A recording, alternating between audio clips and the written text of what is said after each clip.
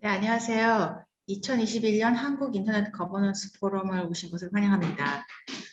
저희는 2021년 KRIGF 한국 인터넷 거버넌스 포럼은 새로운 시작, 평등, 공정, 참여의 거버넌스라는 주제하에 진행합니다. 그리고 저희는 지금 평등 세션의 첫 번째, 평등 그 카테고리의 첫 번째 세션을 하게 되었고요. 그리고 저희 세션의 주제는 디지털 전환기의 노령화와 노인 인구, 참여, 포용 혹은 소외라는 주제로 다양한 전문가들을 모시고 이 주제에 대해서 논의를 할 예정입니다. 저희가 이 세션을 제안하게 된 배경은 코비드-19로 인해 고령층의 디지털 격차와 디지털 소외 문제가 글로벌 어젠다로 대두가 되었고요. 이를 해결하기 위한 제도적, 사회적, 기술적 혁신의 연결고리 활용의 중요성과 재난 상황에서의 노인의 안전을 보장하기 위한 새로운 기술의 중요성을 강조하고자 이 워크숍을 제안을 하였습니다. 이 워크숍은 정보통신정책연구원의 후원으로 또 진행이 되고 있고요. 저는 정보통신정책연구원의 강하연으로 오늘의 좌장 역할을 맡게 되었습니다. 오늘의 첫 번째 발표자는 저희 연구원 출신의 전선민 부연구위원께서 디지털 시대의 노년층이라는 주제로 발표를 하시겠습니다. 이어서 4명의 전문가들이 또 이 주제에 대해서 또 다양한 측면에서의 논의를 진행할 텐데요. 제가 나중에 또 잠깐 소개를 하겠지만 한국보건사회연구원 고령사회연구센터의 황남희 센터장님, 그리고 서울 디지털재단의 강민정 주임님, 그리고 SE 코리아 손학 대표님, 그리고 서울시 50플러스 재단 정책연구센터의 황윤주 센터장님은 오늘 함께 하십니다. 저희가 좀 더 충분한 토론의 시간을 마련하기 위해서 이 각각의 그 발표는 최대한 압축적으로 하고, 그리고 또 충분한 토론을 뒤에 이어가려고 합니다. 그래서 지금부터 전선민 부위원께서 한 10분 정도 발표를 진행을 하실 거고요. 그에 이어서 이제 각각의 오늘 소개된 4분의 전문가께서도 5분에서 10분 정도의 시간을 갖고 발표를 해주시면 될 것 같습니다. 그리고 이 발표들이 끝나고 난 뒤에 한 30분, 35분 이상 정도를 이 질의응답 시간으로 갖도록 할 예정입니다. 그러면 일단 먼저 시작을 해볼까요? 정보통신정책연구원의 전선민 부연구원의 발표를 시작하겠습니다. 네, 안녕하세요. 키스데이 전선민입니다. 네, 먼저 제가 지금 비디오 문제로 비디오가 켜지지 않는 점 양해 부탁드리겠습니다. 네, 저 오늘 세션은 좌장님이 소개해 주신 것처럼 저희 고령층이 겪고 있는 디지털 격차 문제와 디지털 소외에 대해서 논의해 보려고 합니다. 사실 인구의 고령화는 전 세계가 겪고 있는 현상이고, 이런 맥락에서 그 고령층의 디지털 격차 문제에 대해서도 글로벌 아젠다로서 논의가 되어 왔었는데, 이제 코비드19를 겪으면서 이런 문제의 심각성과 시급성이 주목을 받고 있습니다. 사실 한국도 ICT 강국이라고는 하지만 고령층의 디지털 격차 문제는 한국에도 해당되고 있고, 우리가 이 문제에 대해서 깊이 고찰해 볼 필요가 있는 시점이라고 생각합니다. 네, 다음 페이지 넘겨주시겠어요? 네. 네, 그 다음 페이지 부탁드려요. 다음 페이지 부탁드립니다. 네, 유엔 세계 인구 전망 보고서에 따르면 2019년에 9% 수준 65세 이상 인구 비율이 2050년에는 16%에 이를 거라고 합니다. 또 세계보건기구는 고소득 국가에서 시작된 인구 고령화가 중저소득 국가에서는 훨씬 더 빠른 속도로 진행되어서 2050년에는 전 세계 노인 인구의 80% 이상이 중저소득 국가일 것으로 예측하고 있습니다. 한국도 이미 고령사회로 진입을 해서 사회 구성원의 상당수가 노인 인구로 구성되어 있고, 통계청 장래 인구 추계에 따르면 2025년에는 초고령 사회로 진입 예정이라고 합니다. 현재 전 세계적으로 팬데믹 장기화로 사회의 많은 부분에서 양극화, 불평등 심화 현상이 나타나고 있는데, 노인들은 이런 코비드로 인해서 다른 연령층보다 훨씬 더 높은 사망률뿐만 아니라 ICT 접근성 제한과 활용 능력 부족, 그리고 이용 지식 부족으로 ICT 이용의 혜택으로부터 훨씬 더 소외된 것으로 나타나고 있습니다. 이런 고령층 정보와 교육을 위해 설립된 미국의 비영리 재단 오츠에 따르면, 미국의 코비드19 사망자 80% 이상이 65세 이상이며, 이 중 약 40%는 가정용 인터넷의 부재로 외부와 의사소통이 부재하고 그 사회적 지원을 받을 수 없었고, 건강 정보를 제공받지 못하고 인터넷 뱅킹 등의 활용이 불가능했을 것이라고 합니다. 이처럼 코비드19는 그 인구 다수를 차지하는 고령층에 대한 배려와 디지털 포용을 위한 노력이 부족하다는 점을 보여주고 있습니다. 그런데 WHO에 따르면 이런 노년층은 그런 디지털 격차뿐만 아니라 나이에 따른 고정관념, 편견을 통해서도 사회적 차별을 받고 있다고 합니다. 사실 고령 인구 증가는 뭐 연금, 보건 등 그런 공공 지출 증가로 사회적 부담이 될 거라는 편견으로 노년층이 차별받게 되는 원인이 되고 있는데요. 이게 코비드19로 인해서 전 세계적으로 더 많이 나타났다고 합니다. 제가 몇몇 주요국 사례들을 써드렸는데요. 실제로 코비드19 발병 초기에 70세 이상 노인은 다른 인구층보다 훨씬 더 오랫동안 자가격리를 하도록 하거나 뭐 이동을 제한하고 이런 고령층에 대한 배려가 부족했다는 그런 사례들이 많이 발견이 되고 있습니다. 이처럼 그 노인들이 노년층이 장기적으로는 고령층에 대한 고정관념 변화를 통해서 노인이 사회에 능동적으로 참여할 수 있게 하고 노년층도 적극적으로 자신들의 사회 영역을 넓혀갈 수 있도록 초점을 맞추는 것이 결국에는 사회 구성원 모두에게 이익이 되는 방향이고 이를 위해서는 세대 간 교류와 상호작용을 촉진을 위한 사회적 노력이 필요하다고도 WCG도 강조를 하고 있습니다. 또한 이처럼 노년층이 존엄성을 유지하고 평등하고 건강한 환경에서 잠재력을 발휘할 수 있도록 하기 위해서는 건강한 고령화를 위한 노력이 필요합니다. 실제 유엔은 고령층과 그들의 가족 그리고 공동체의 삶을 개선하기 위해서 정부, 시민사회, 국제기구, 전문기관, 학계, 언론, 민간 등 다양한 분야 전문가와 이해관계자들의 글로벌 협업을 위한 플랫폼을 이니셔티브를 론칭을 해서 이행을 하고 있습니다. UN Decade of Health Aging이라고 해서 작년부터 시행이 되고 있는데 이런 이니셔티브뿐만 아니라 실제로 고령층의 삶의 그 질을 향상시키기 위해서는 우리 모두가 다 활용하고 있는 그 ICT 활용이 고령층에서도 다 활발하게 이루어질 수 있도록 그런 디지털 전환에서 고령층의 수요를 반영하기 위한 노력이 필요하다고 생각합니다. 지금 현재는 디지털 전환이 굉장히 빠르게 이루어지고 있고 코비드를 겪으면서 이런 디지털 전환이 훨씬 더 가속화가 되고 있는데 이런 디지털 전환을 가속화는 고령층에게 뭐 더 많은 가능성을 열어줄 수 있는 기회도 되지만 실제로는 디지털 격차를 초래하는 이런 양면성이 공존을 하고 있습니다. 실제로 고령층은 경제적 빈곤으로 인해서 디지털 기기를 소유하지 못하는 경우도 있고 또 다른 인터넷이 없다던가 그런 접근성 부족 그리고 ICT 발전에 따른 새로운 기술에 대한 적응의 어려움 때문에 디지털 활용 능력이 부족하다거나 이런 다양한 이유로 인해서 디지털 혜택을 누리는데 장벽으로 작용하고 있는 것으로 나타나고 있습니다. 실제 그 미국의 피터볼트 연구센터에 따르면 65세 이상 인구의 41%가 가정에 인터넷이 연결되어 있지 않는 것으로 나타났고 이런 게 고령층의 사회적 불평등을 초래하는 실제적 예시로 나타나고 있습니다. 그리고 2020년 서울시 노인복지관 이용자 정보와 실태조사에 따르면 대부분의 노인들이 무인 주문기 이용 등의 어려움을 겪고 있고 스마트폰을 소유는 하고 있으나 실제로는 가장 난이도가 낮은 활용 능력을 보여주고 있는 것으로 나타나고 있습니다. 우리는 지금 뭐 원격 의료, 온라인 쇼핑, 소셜 네트워크 이용 등 다양한 디지털 서비스를 이용을 통해서 더 높은 디지털 혜택을 누릴 수 있는 방법들은 많이 있지만 실제 고령층들은 이런 디지털 격차로 인해서 이런 혜택에서 매우 소외되고 있고 이러한 현상은 고령층의 사회적 소외로도 연결이 될 수 있습니다.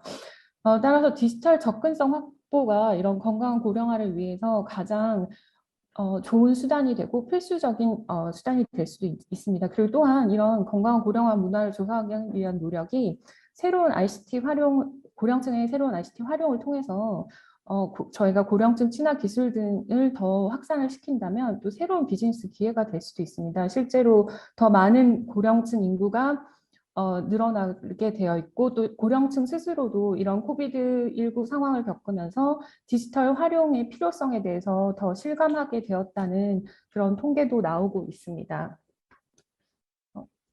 저는 지금 우리 고령층이 겪고 있는 디지털 격차 문제에 대해서 일단은 한국도 이런 사례들은 많이 있기는 한데 그 한국의 사례보다는 좀 더 이런 글로벌 논의에 초점을 맞췄고 한국의 사례에 대해서는 이제 뒤에 논의해 주시는 분들이 더 많이 말씀을 해 주실 거라고 생각합니다.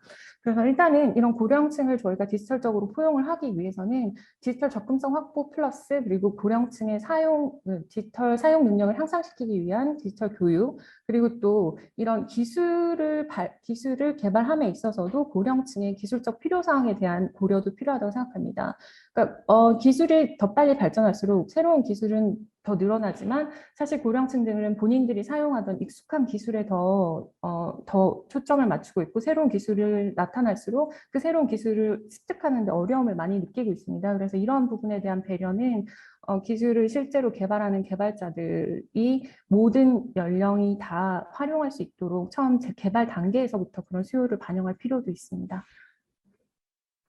그리고 또한 이런 디지털 고령층의 디지털 포용을 위해서는 더 다양한 모든 사람들의 노력이 필요하지만 정책적 고려도 매우 필요한 부분입니다. 특히나 ICT 정책이나 법률 규정에 있어서 모든 사람들이 ICT를 활용하고 접근성을 가질 수 있도록 촉진을 해야 되고 그리고 모든 디지털 전략 개발 단계에서부터 고령층 인구를 포함하는 부분도 필요합니다. 그래서 선진국에서는 특히나 고령층 시민사회 등의 노인 시민사회 등의 참여도 매우 강조를 하고 있습니다.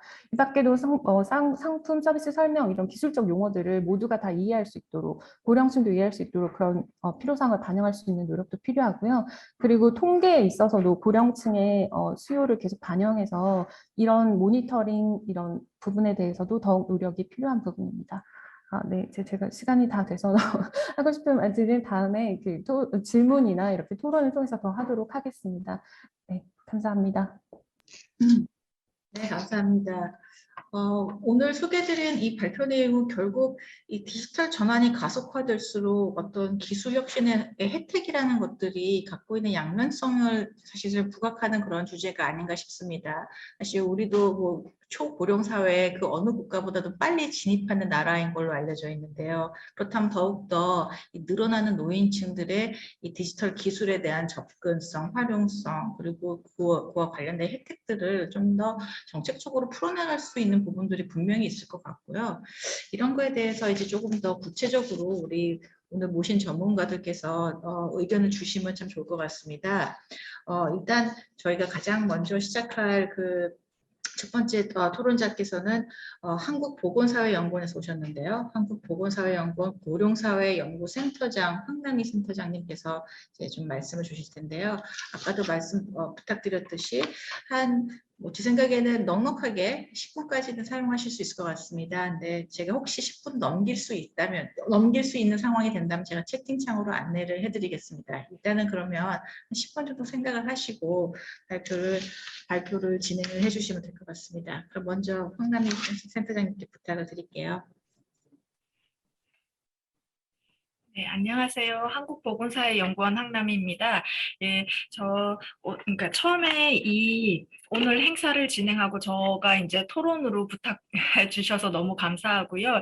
이렇게 노인복지 쪽에서 사실 그동안 상대적으로 디지털 정보화에 대해서도 저희가 약간 조금 관심이 적었었던 소외된 영역이 아니었었나라는 생각을 했었는데 이렇게 정보통신 관련 분야에서도 많은 관심을 가지고 있다라는 부분에서 굉장히 고맙다라는 생각이 들고요. 예, 오늘 제가 이제 준비한 내용은 제가 마침 작년에 노인의 디지털 소외와 관련해서 연구를 진행을 했었습니다. 그래서 그 보고서에서 했었던 내용 중에서 일부를 가지고 말씀을 드리겠습니다.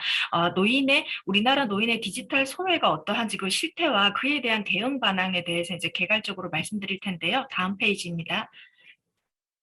잘 아시는 것처럼 우리나라 노인의 디지털 정보화 수준은 청년층, 중장년층과 대비해서도 매우 낮은 수준이고요. 위에 있는 그림을 보시게 되면 모바일 기기 중심으로 봤을 경우에 가운데 있는 빨간색, 특히 노년층은 다른 세대에 비해 간게 및 공유 서비스에 대해서 활용도가 좀 낮은 편이에요. 카카오톡 정도는 주로 사용하시지만 뭐 이런 콘텐츠를 제작을 해서 공유하신다든지 하는 부분에서는 조금 낮은 부분이고 아래쪽에서 세대별로 정보활동 참여율을 또 이렇게 안 볼 수가 없을 텐데 아래쪽에 보시게 되면은 노년층에서 빨간 선으로 되어 있는 온라인 네트워킹 정도는 다른 청년층, 중장년층의 한 절반 정도 수준, 그거에 조금 못 미치는 수준이지만 파란색 부분으로 되어 있는 정보 생산 및 공유는 위에서와 여전히 동일하게 다른 청년층, 중장년층에 비해 매우 낮은 수준이라는 이런 실태를 알 수 있고요. 이런 부분을 보여드린 건 노인의 디지털 정보화 수준은 다른 세대에 비해 확실히 취약하다라는 거, 우리나라 노인에 대한 이게 데이터 결과는 2019년 현황이었는데 이런 취약성을 보여드리는 거고요. 다음 페이지입니다.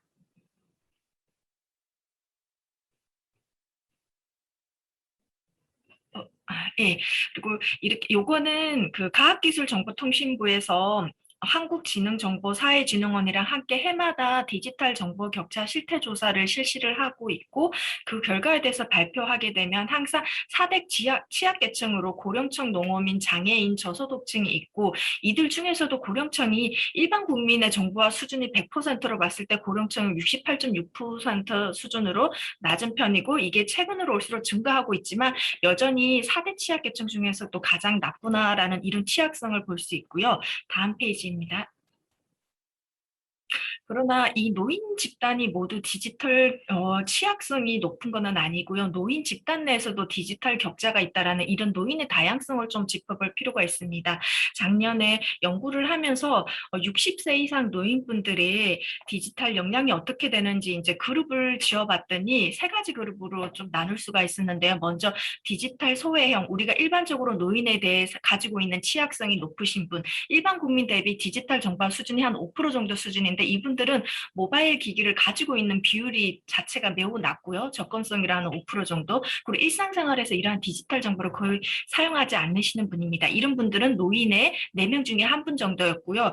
그리고 상대적으로 저열량, 저활용형이 있었는데 이런 분들은 노인층의 한 36% 수준이고 일반 국민과 비교했을 때 그 정보화 수준이 37%, 한 3분의 1 수준이었는데 이분들의 접근성은 한 83% 정도로 일반 국민에 비해 조금 낮은 편이지만 실제로 이를 활용하는 역량, 능력, 수준이 좀 낮은 편이었고요. 그 외 좀 주목해서 봤던 부분이 적극 활용형이라고 해서 어르신분들의 10명 중에 4분 정도가 해당이 되는데 이분들은 일반 국민 대비 디지털 정보화 수준이 91%로 크게 이들과 다르지 않은 집단도 있다라는 것입니다. 접근성에서는 일반 국민과 거의 같은 수준이고 역량과 활용에서도 80%가 모두 높은 편이기 때문에 노인이라고 해서 모두 디지털이 취약하다라고 봐서는 안 되겠다라는 이런 부분을 좀 말씀을 드리고 싶고요. 다음입니다. 그리고 이러한 그러면 다양성은 노인의 디지털 정보화 수준에 미치는 영향 요인이 무엇인지 많은 문헌들을 통해서도 성별, 연령, 교육 수준 그리고 소득 수준에 따라 노년기의 정보 활용에 굉장한 차이가 있다고 하고요. 그래서 성별로는 남성일수록 연령이 낮을수록 소득 수준이 높을수록 또 소득과 교육은 연동이 많이 되니까 교육 수준이 높을수록 정보화 이용률이 어르신들 중에서는 높은 편이고 그렇기 때문에 이러한 어르신들은 세대 간의 정보 격차가 낮다. 다른 청장년들과 유사한 수준으로 정보를 적극적으로 활용하고 있다는 걸 알 수 있습니다. 다음입니다. 그래서 이러한 노인의 취약성뿐만 아니라 다양성을 바탕으로 해서 이러한 부분을 모두 고려해서 다각적인 대응이 필요하다라는 것을 저희가 그때 제언을 했고요. 먼저 처음에 앞에서 이제 말씀드렸었던 것처럼 노인복지 차원에서는 사실 그간 정부 차원에서 노인의 디지털 소외에 대해서 체계적인 관심을 가졌냐라고 하는 부분에는 약간 좀 의구심이 들었습니다. 상대적으로 아무래도 정보화 관련, 과학기술 관련된 부처 쪽에서 노인복지 쪽이랑 같이 협력해서 지원이 이루어지고 있었지만 매우 제한적으로 교육이라는 이러한 특정 부분에 대해서만 이루어지고 있었기 때문에 정부 차원에서 노인복지 관점에서도 이러한 디지털 소외를 보다 적극적으로 가지고 와서 관련된 데이터 생산인가 그들의 욕구와 이런 부분들에 대해서 체계적으로 조금 한번 짚어볼 필요가 있다라는 거고요. 그 다음에 이제 접근성 측면에서 저희가 이제 핸드폰에 대한 물리적인 접근성만 주로 핸드폰을 가지고 있는지 있는지, 인터넷이 설치되어 있는지 이런 부분을 보지만 사실 심리적인 접근성도 굉장히 중요한 것 같습니다. 어르신들이 인터넷을 자발적으로 사용하지 않는 경우도 있고 비자발적으로 사용하지 않는 경우가 있는데 비자발적으로 사용하지 않는 경우는 저희가 생각하는 것처럼 어떻게 활용할 수 있는지 잘 모르시기 때문에 기술 사용에 대한 부분이고 반면에 자발적으로 선택하신 분들은 나는 그거에 대해서 그 편리성, 나는 그걸 사용하지 않아도 일상생활에 전혀 문제가 없어라고 생각을 하시거든요. 이렇게 디지털을 이용함으로 인해서 우리 생활이 얼마나 더 편리할 수 있는지, 유용할 수 있는지 이런 부분에 대한 인식조차 없는 부분이 있기 때문에 이런 심리적인 접근성을 높이는 인식 개선하는 부분이 조금 필요하겠다라는 부분이고 이런 부분은 아마 홍보적인 부분에서 좀 풀어봐야 할 것이고요. 그리고 역량 차원에서는 이제 교육입니다. 가장 이제 근본적인 것일 텐데 어르신들의 디지털 접근성과 역량을 향상시키도록 하고 있고 지금 현재도 부분적으로 이루어지고 있는 기존 정책 그리고 각 지역의 자원과 조금 연계를 해서 효율적으로 보도할 수 있으면 좋겠고 또 특히 아무래도 교육을 하다 보면 인력 확보 부분에서 과학기술정보통신부 쪽에서도 재원이 나오는 인력도 있지만 노인복지관이나 이런 쪽에서도 자원봉사로 대학생들과 연계해서 한다든지 하는 다양한 방법들이 있으니 이러한 협력을 통한 인력 확보들이 좀 본부처 차원으로 이루어질 수 있으면 좋겠다는 생각이 들고요.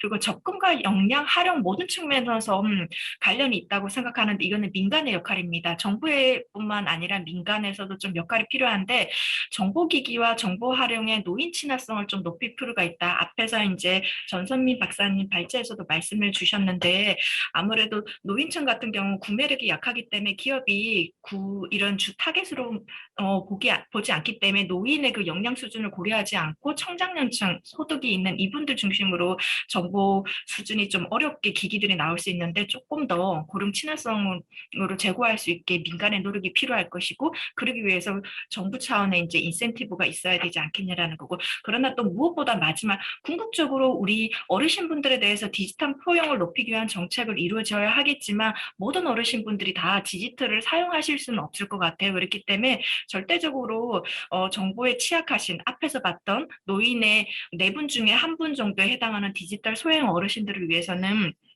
대면 서비스도 지속적으로 함께 계속 제공이 되어야 되지 않겠느냐라는 이런 부분으로 좀 마무리하도록 하겠습니다. 감사합니다. 네, 센터장님 발표 감사합니다. 제가 가장 놀랐던 부분은 아직도 그 노인층에서의 그 모바일 기기의 소유 그 비율이 생각보다 높지 않다라는 점. 사실 우리나라의 IT 뭐 통계라던가 이런 걸 보면은 거의 뭐 전 세계 1, 2위를 다투는 걸로 알고 있거든요. 모바일 그 뭐라 그러죠? 그 가구당 모바일 그 보율 같은 거를 보면은 근데 그게 생각보다 편차가 있구나라는 부분도 상당히 놀랐고요. 또 그리고 또 저를 또 놀라게 했던 부분은 그럼에도 불구하고 이런 디지털 기술을 적극적으로 활용하는 노인층의 비율 또한 절대 적지 않다라는 점이라서 어떻게 보면은 지금까지의 정책들이 이런 어떤 이런 좀 그 세대의 어떤 특수한 그런 이 수요가 있고 어떤 그런 부분들을 고려한 어떤 그런 정책적인 고민들이 이제는 좀 본격화돼야 되지 않겠냐라는 생각이 드는 그런 내용이었습니다. 자, 다음은 그러면 저희 서울 디지털 재단의 강민정 주임께서 그럼 잠깐 또 앞으로 한 5분에서 10분 정도 이렇게 발표해 주시면 될 것 같고요. 제가 알기로는 서울 디지털 재단에서 다양한 어떤 고령층을 대상으로 하는 어떤 그런 디지털 접근성 관련 프로그램들이 있는 걸로 알고 있어서요. 그중에서 고령층 디지털 기기 서비스 이용과 관련된 그 재단에서의 경험이라던가 또 그 재단에서 하고 계시는 고령층 친화 디지털 접근 표준 관련 작업들 이런 거를 소개해 주시는 걸로 알고 있습니다. 그러면은 발표 좀 부탁드리겠습니다. 네, 안녕하세요. 저는 서울 디지털재단 정책연구팀의 강민정이라고 합니다. 오늘 디지털 전환기의 노령화와 노인 인구 세션에 초대해 주셔서 감사드립니다. 우선 전선민 부연구원님 기조 발제와 이제 황남희 센터장님께서 이제 어르신 디지털 격차가 어떤 이제 사회적인 문제로 이어지는지 잘 제기해 주셨고 이제 격차 해소의 필요성과 포용의 필요성에 대해 잘 제기를 해 주셔서 저는 이제 이어서 좀 이제 사례 중심적으로 좀 어르신 사용자 측면에서 보는 디지털 전환기 시대에서 이제 고령층 어르신들께서 어떤 어려움을 겪고 계신지 실제 사용자 관점의 이야기를 좀 공유해드리고 좀 이런 문제를 해결하기 위해서 저희 재단 정책연구팀에서 어떤 고민과 노력을 하고 있는지 말씀을 드리려고 합니다. 우선 저희가 어르신 디지털 포용과 격차 해소 연구 그리고 여러 가지 사업의 방향을 잡고 좀 기획을 하기 위해서 좀 사전에 실제 어르신분들 대상으로 디지털 기기나 서비스 이용에 좀 어떤 어려움을 겪고 계신지 장애 요인을 도출해보고자 1:1 설문조사와 관찰조사를 실시한 바가 있습니다. 그래서 모바일 이용 경험이 있으신 65세부터 79세까지의 어르신 300분을 대상으로 좀 PC와 모바일 그리고 키오스크라고 하는 무인 정보 단말기 그리고 영상 콘텐츠 이렇게 4종에 대해서 이제 이용하시면서 신체적으로 아니면 인지적으로 심리적으로 경험한 어려움이 어떤 것들이 있는지 여쭤보고 좀 개선 방향성에 대해서 좀 여쭤보았습니다. 그리고 또 설문만으로는 좀 디테일한 요인을 파악하는 데 놓치는 부분이 있을 것 같다고 생각이 되어서 좀 소수의 어르신들을 모셔서 모바일 앱과 키오스크 이용 시에 실제로 어느 과정에서 왜 어려움을 겪으시는지 알아보려고 이제 여러 가지 과업을 드리고 이제 태스크 기반으로 관찰 조사를 실시를 했습니다.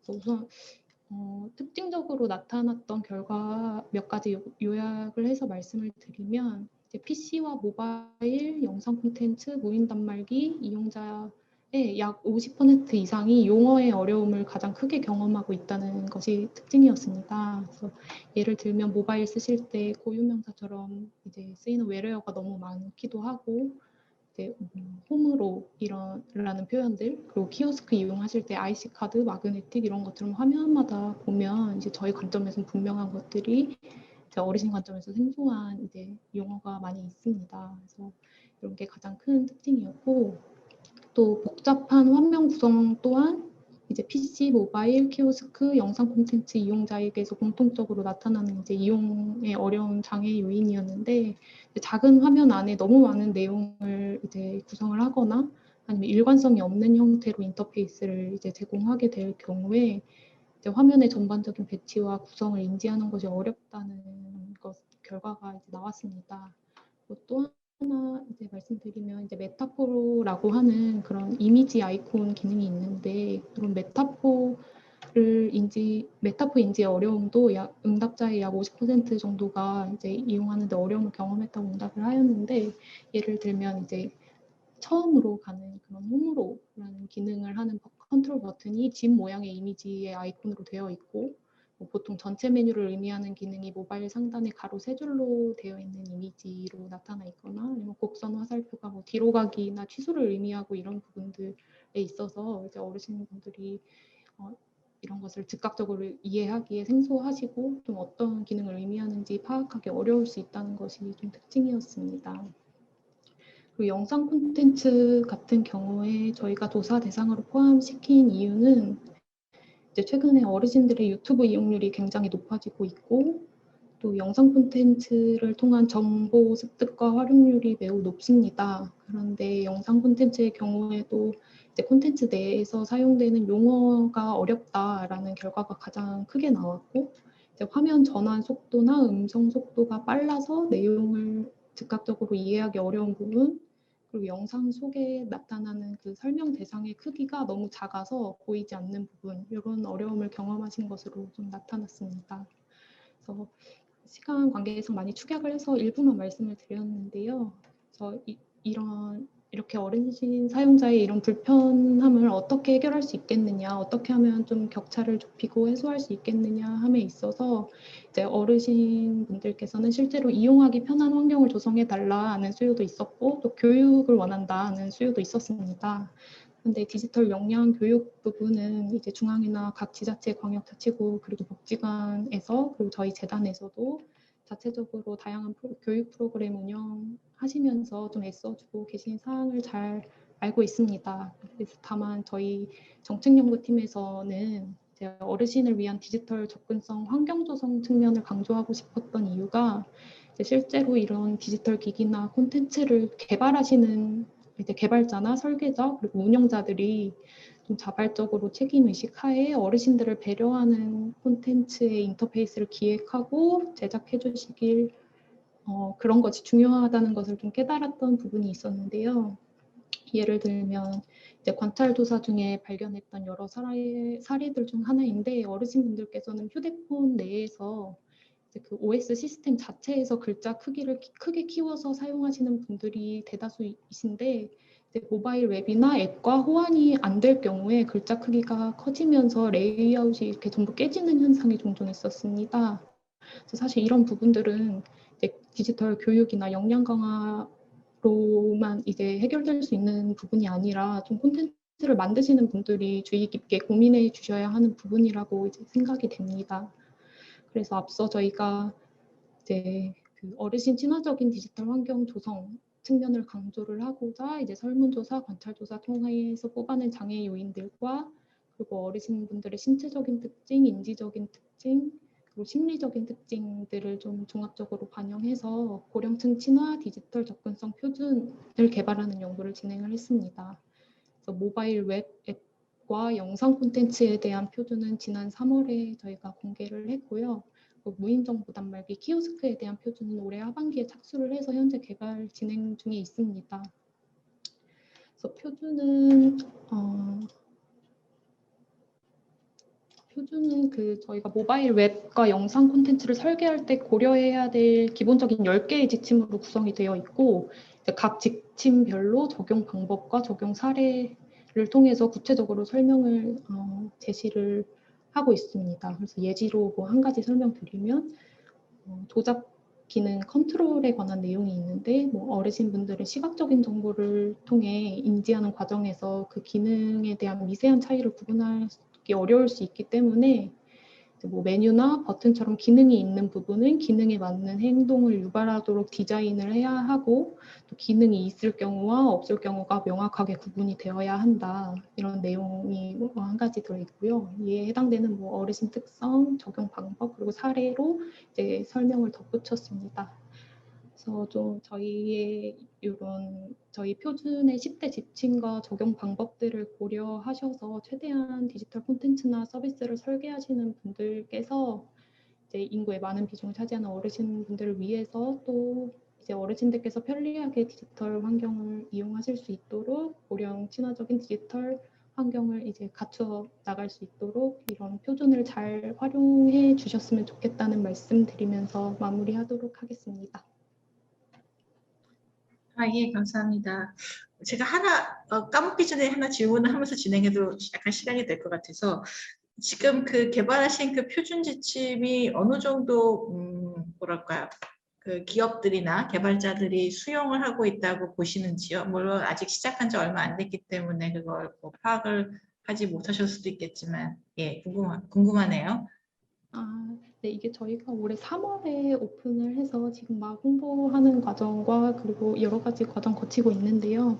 그래서 저희도 이걸 실제로 적용을 할 수 있도록 좀 이 표준이 실제 적용되었을 때 좀 효과가 있을 것인지 그리고 실제로 적용돼서 이용될 수 있도록 구현이 가능한 것인지 그런 고민을 하는 과정에서 좀 이제 개발한 표준의 효과도 검증해보고 또 표준의 적용 방법도 더 상세화, 구체화해 나가기 위해서 이제 초기 단계로 저희 표준의 요건들을 기반으로 고령층 사용자가 주 이용 대상인 이제 노인종합복지관 웹페이지 같은 부분 모바일 버전 개선하는 시범 사업들 추진하고 있고 이제 키오스크 같은 경우에는 표준을 개발하면서 이제 키오스크는 공공보다는 민간 쪽이 보급률과 배포율과 이용률이 월등히 높기 때문에 좀 민간 쪽을 먼저 공략하는 것이 적절하다고 판단해서 현재 CGV와 이제 MOU 사업 추진하면서 시범 적용하는 사업 같이 병행하고 있습니다.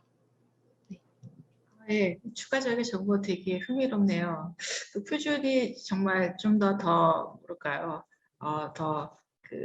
그 기업들, 개발자들한테 수용이 더 될 수 있는 그런 여러 가지 그 노력들이 결실이 맺기를 정말 기대합니다.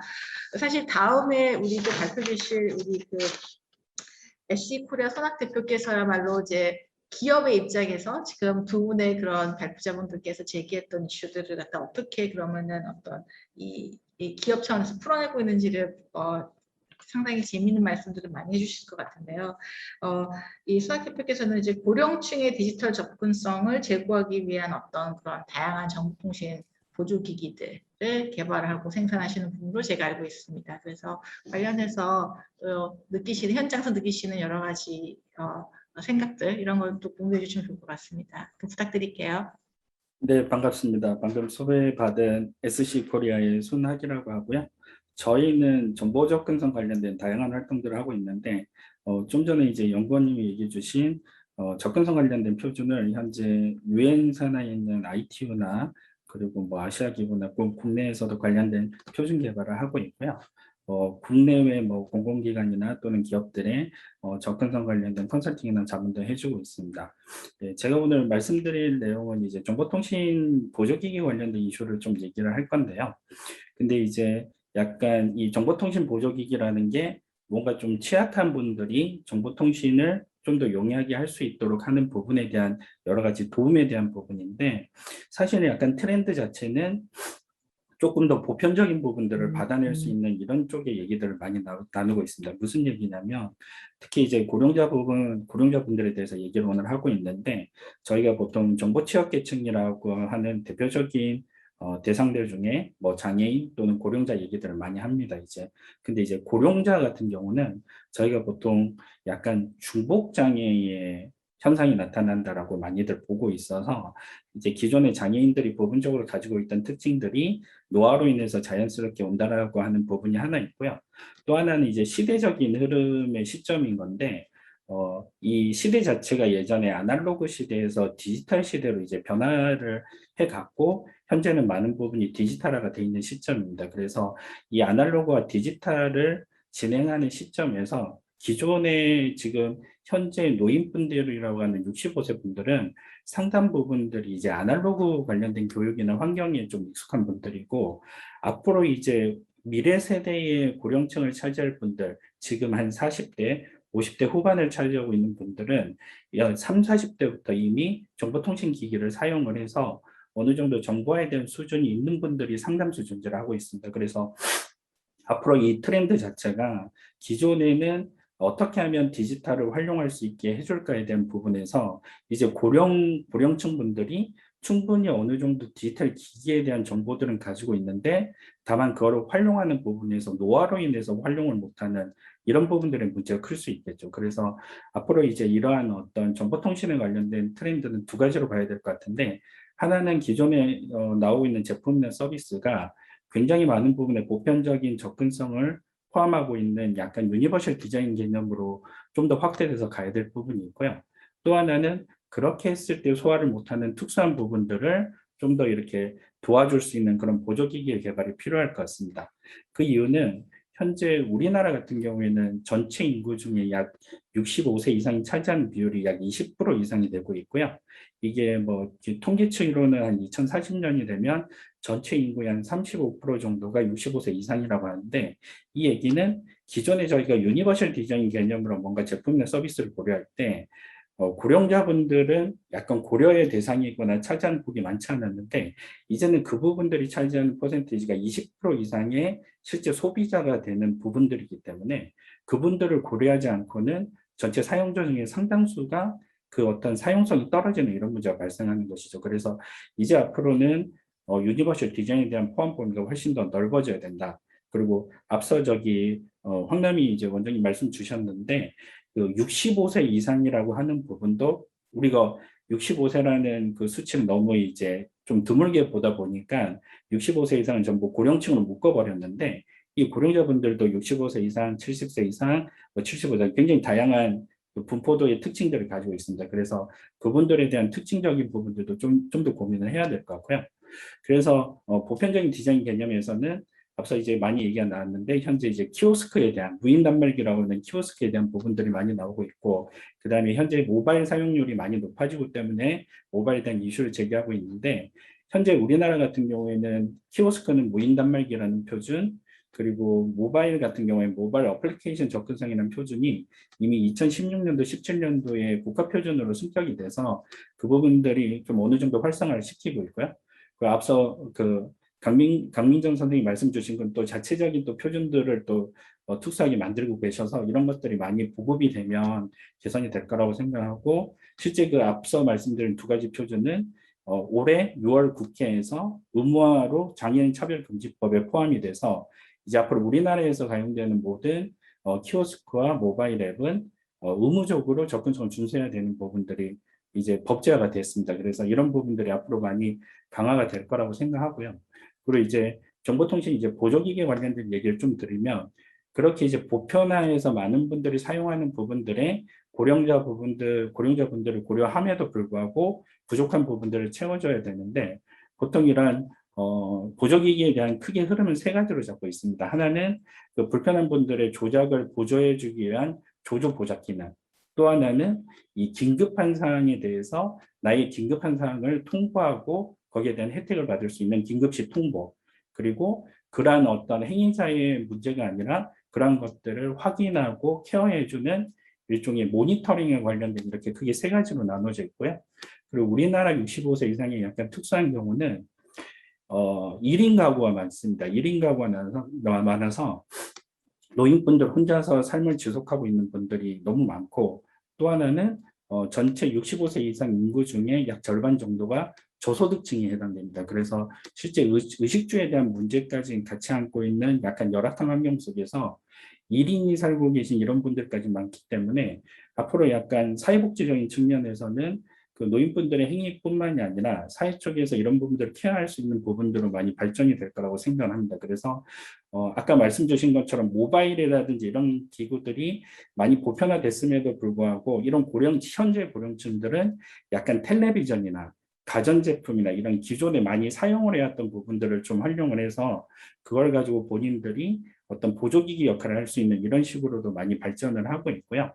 그 1인 가구 또는 이제 여러 가지 사회의 단절들이 있다 보니까 로봇들을 많이 활용을 하고 있습니다. 그래서 이 로봇들이나 뭐 음성인식이나 이런 것들을 활용해서 이 고령자분들이 사회의 어떤 접속할 수 있는 여러 가지 채널 역할도 해주고 스스로 이제 혼자서 느끼게 되는 여러 가지 우울함이나 그 고독함 같은 것들을 해소할 수 있는 형태로 보조기기들이 요새는 많이 나오고 있고요. 그다음에 아까 말씀드린 이제 뭐 긴급 호출이나 이런 부분들에 대해서 행위자가 직접 하는 것도 있지만 여러 기관에서 모니터링하는 역할도 많이 합니다. 그래서 여러 가지 센서들이나 아니면 전력량이나 이런 것들을 통해서 이분들이 지금 위험한 상황인지 아닌지를 확인해서 대처를 해주는 그런 것도 하긴 하는데 이게 이제 최근에는 AI가 접목이 돼서 기존에는 문제가 생겼을 때 가장 빠르게 대처하는 쪽의 보조기기들이 발달했는데 지금은 이러한 패턴들이 보이게 되면 앞으로 일정 시간 안에 문제가 생길 수 있겠다. 그래서 미리 대처를 할 수 있는 형태로 인공지능 이런 쪽에 많이 발전을 하고 있고요. 그리고 이제 뭐 무엇보다도 이제 고령화가 되면서 많이 생기는 치매에 관련된 이슈들. 그래서 이제 치매 환자들에 대한 배회를 감시한다거나 또는 그분들에 대한 상태 모니터링 이런 것들을 하는데 이러한 보조기기들이 계속 발전을 하게 되면 실제 이제 고령자분들도 조금 혜택을 볼 수 있지만 이 고령자분들에 대한 여러 가지 지원을 하는 사회적인 비용이나 또는 간병인들에 대한 전략도 조금 더 효율적으로 갈 거라고 생각합니다. 그래서 저는 이제 보조기기 얘기를 좀 매듭을 지으면 현재 앞으로는 이제 유니버셜 디자인 개념에 대한 영역을 고령자층으로 확대해서 굉장히 많은 분들이 소화될 수 있는 제품이나 서비스를 개발해야 되고 그런 부분들에 대한 고령자들의 연구를 계속해서 그분들에게 좀 더 특화된 유니버셜 디자인으로 부족한 부분들은 보조기기를 통해서 조금 더 맞춤형의 서비스 제공하는 게 맞지 않나 이렇게 생각합니다. 이렇게 제 발표를 마치도록 하겠습니다. 감사합니다. 네, 감사합니다, 대표님. 그러면 저희가 이제 마지막으로 서울시 50플러스 재단 정치경고센터에 계시는 황윤주 센터장님을 모시고 이제 마지막 말씀을 드릴 텐데요.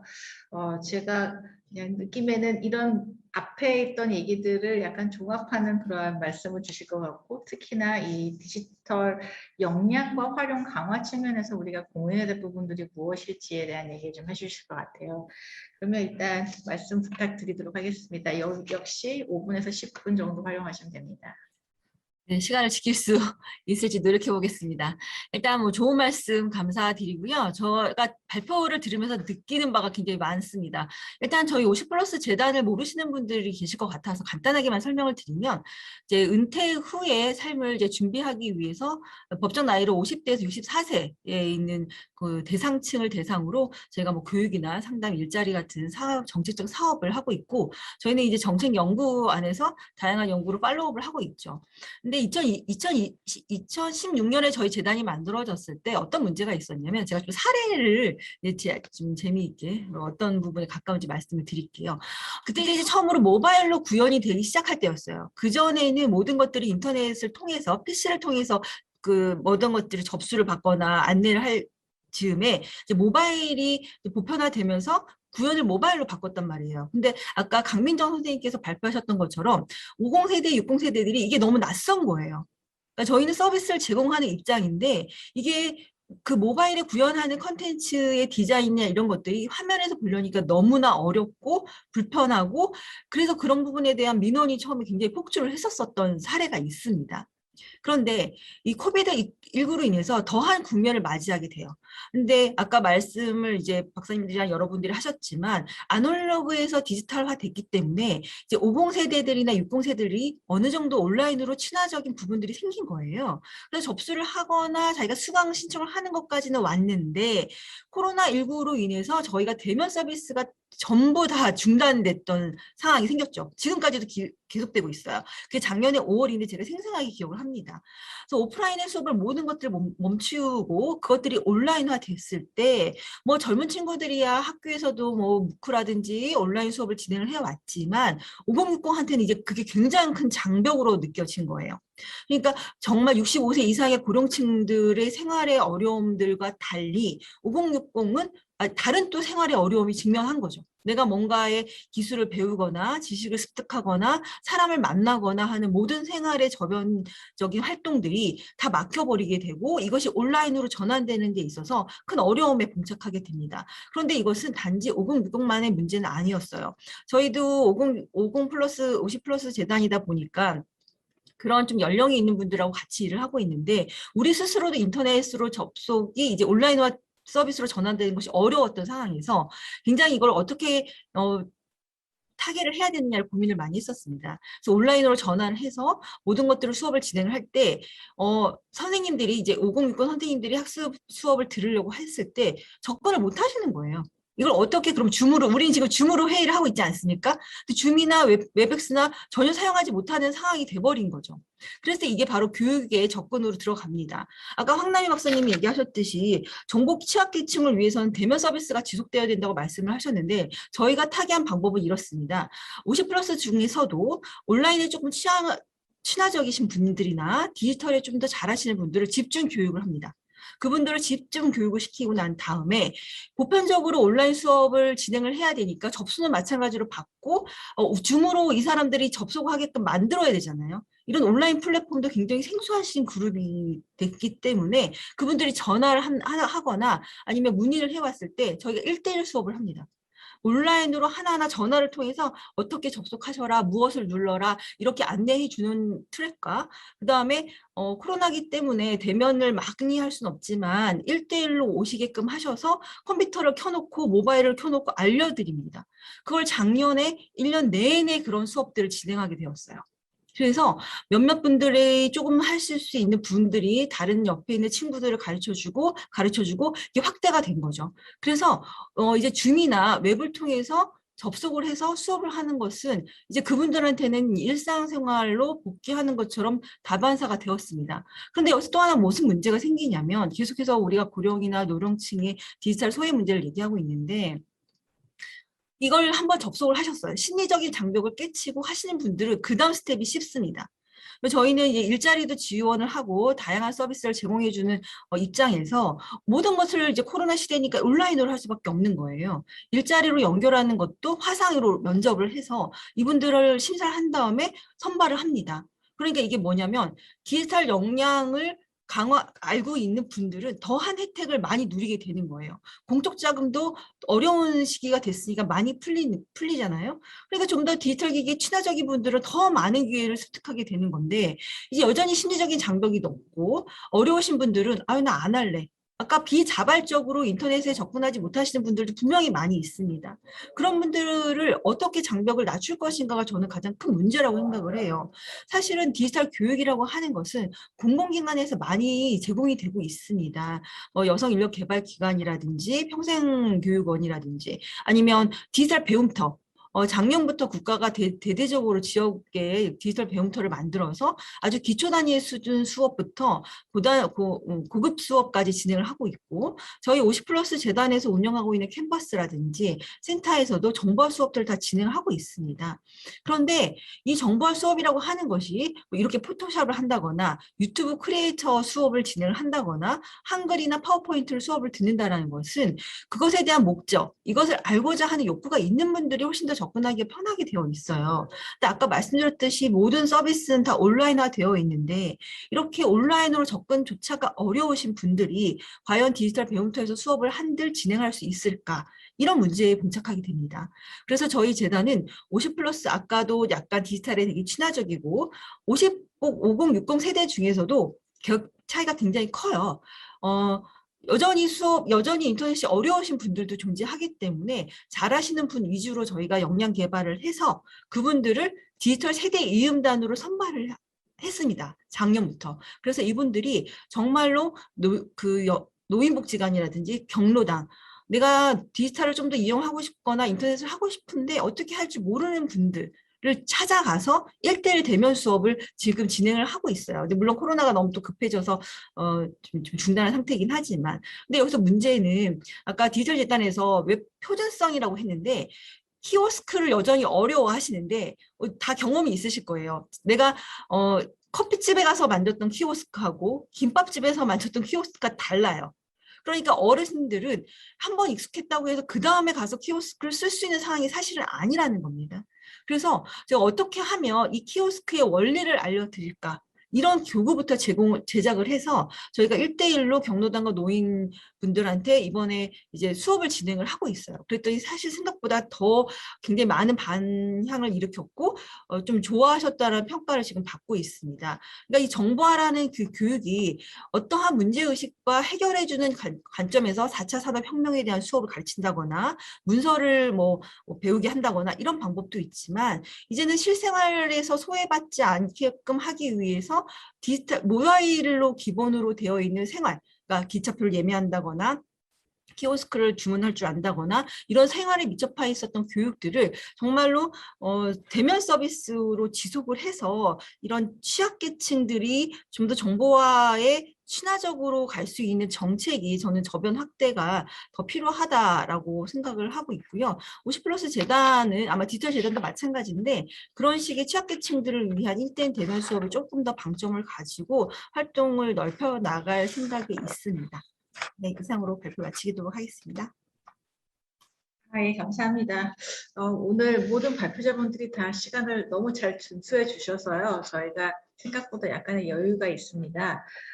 제가 혹시 지금 처음부터 들어오지 못하셨던 분들이 있을 것 같아서 잠깐 지금까지의 발표 내용을 몇 가지 키워드 중심으로 좀 정리를 해보자면, 특히 저같이 이 이슈에 대해서 전문가라고 생각이 안 되는 이런 사람들 입장에서 봤을 때는, 일단은 생각보다 이 노인층, 고령층에서의 이 디지털 격차 문제가 이렇게 단순한 건 아니다. 다시 말하자면은 그 고령층 내에서의 디지털 격차도 상당히 다양하게 있고, 이 부분에 대해서 좀 더 세밀하게 들여다볼 필요가 있겠다라는 게 제 첫 번째 느끼는 거였고요.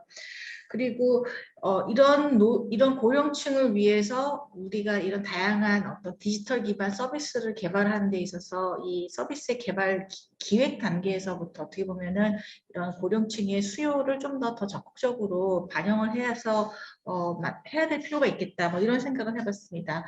그러면서 동시에 또 느꼈던 점은 이 디지털 기술이야말로 점점 고령화 사회에 진입하고 있는 우리나라의 입장에서 봤을 때 이 공공복지 정책의 효율성을 개선하기 위해서는 정말 최고로 좋은 수단이 아닐까. 그 이상의 더 좋은 수단이 없을 것 같다는 생각이 들었습니다.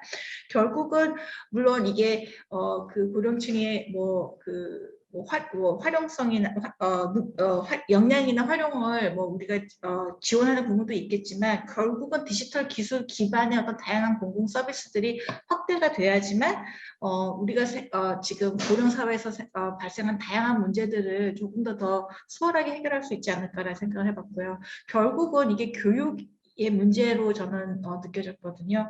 결국은 이 앞으로의 노인들, 지금의 노인들의 역량 활용을 어떻게 강화할 것인가에 대한 교육, 이 문제가 상당히 중요할 거라는 생각이 들었습니다. 저희가 지금 남은 시간은 이제 한 30분 정도인데요.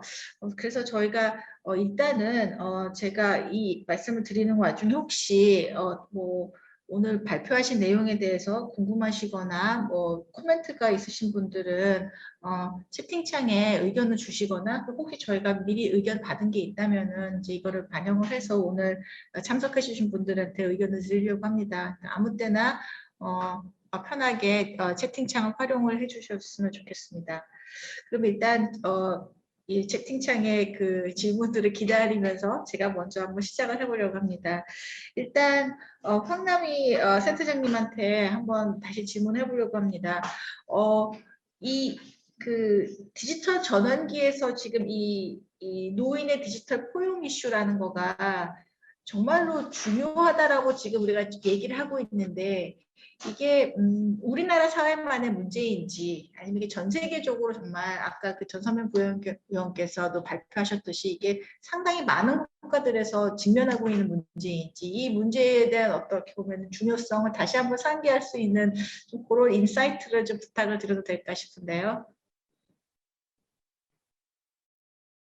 예, 그러니까 지금 강하영 박사님 이제 말씀에서 그럼 우리나라가 왜 특별히 노년기 포용, 노년기 디지털 포용에 대해 관심을 가져야 되는 것인가로 제가 이제 질문을 이해하고 말씀을 좀 드리도록 하겠습니다. 말씀하신 것처럼 제가 작년에 2020년에 연구를 막 진행했을 때 원래 저희가 이제 연구 기획은 그 해 1년 전에 이루어지기 때문에 2019년에 이 디지털 소외를 한번 좀 보자라고 했는데 2020년에 진입하면서 갑자기 코로나 상황이 닥치면서 우리 온라인을 통해서 마스크를 구매를 하거나 백신 접종 예약을 하거나 이런 부분들이 일어나기 시작하면서 이 디지털에 대한 관심이 굉장히 크게 2020년에 증가했어요. 이거는 단순히 생활성의 불편함이 아니다. 생존과도 직접적인 연관이 있다. 어르신들이 마스크를 못 사시거나 접종을 또 못 하시게 되면 아무래도 더 위험이 있다. 이런 얘기가 되면서 굉장히 이게 크게 확대가 되더라고요. 근데 그걸 이렇게 되짚어가면서 보면 제가 이제 2020년에 그때 한참 자료들을 찾아봤을 때 OECD 내에서도 이러한 디지털 리터러시나 관련돼서 국제적인 그 국가 간 비교 자료들을 내고 있고 제가 이제 봤었던 그 당시에 잘 아시는 것처럼 우리나라는 압축적인 경제 성장을 하면서 또 그 과정 속에서 이제 청년들이 굉장히 교육 수준이 지금 현재 노인분들에 비해 굉장히 높으신 상황이고요. 젊은 세대들 같은 경우 어르신들 중에 의외로 보면은 특히 시골에 계신 분들 같은 경우 무학이라든지 이렇게 글씨를 모르시는 분들도 꽤 있으십니다. 그렇기 때문에 세대 간의 이러한 교육 수준의 격차가 굉장히 크고 또 우리나라가 OECD 내에서 노인 복지하면 항상 1등하는 게 두세 개가 있어요. 그중에 그 노인 자살률도 높고 경제활동 참여율도 높고 또 나머지 하나는 빈곤율도 높은 건데 이런 노인 빈곤율이 높다라는 거는 앞에서도 이제 계속 발제하셨을 때며 계속 이제 토론해 주신 분 말씀들 이렇게 통하는 것처럼 어르신분들 구매력이 없기 때문에 이런 디지털에 대한 이용할 수 있는 그런 역량 부분에서 교육 수준이 조금 낮은 부분 그리고 구매력에서도 좀 낮은 부분이 있다라는 것 때문에 이러한 세대의 격차가 좀 우리나라는 굉장히 좀 큰 특수한 상황이 있고요. 그래서 OECD 자료를 보게 되면 세대 간의 그 정보 격차가 얼마나 큰지를 비교한 걸 보면 우리나라 그 청년층 같은 경우는 OECD 내 거의 탑 수준이고 1, 2위 내 탑 수준이고 그에 반해 고령층 같은 경우 하위권에 속하기 때문에 이 세대 간 격차는 다른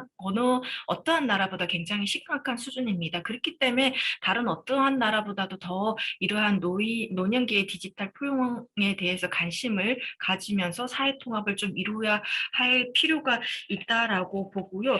그리고도 그렇다면 우리나라만 이렇게 디지털에 대해 관심을 있나 노년기 그렇지가 않았고요. 저희가 2020년에 이미 연구를 할 때 일본이나 독일에 대한 해외 사례에서도 열심히 봤는데 독일에서도 이미 그 우리나라보다는 실생활 속에서 디지털화되어 있는 부분이 조금 부족함에도 불구하고 노인의 디지털에 대해 굉장히 체계적인 관심을 가지고 민간과 학계, 뭐 정부 다양하게 집중적으로 그런 정부의 어떻게 보면 정책 방향성, 계획서 이런 거를 마련하기도 했고 일본에서도 지자체 차원에서 노인들의 디지털 도움, 활용에 대한 도움을 주기 위한 이런 사례들도 굉장히 다양하게 좀 이루어지고 있었습니다. 네. 그러나 다시 한 번 더 강조를 드리면 우리나라는 세대 간 디지털 격차가 어느 나라보다 크기 때문에 그거를 좀 줄일 수 있는 이러한 노년기 디지털 소외에 대해서 다른 어떠한 나라보다 좀 더 빠르게 관심을 가져야 하지 않겠느냐라는 생각이 듭니다.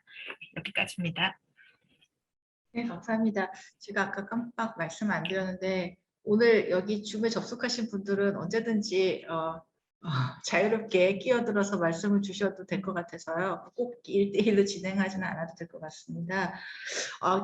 말씀 들어보니까 정말 우리나라에서의 뭐라 그럴까요?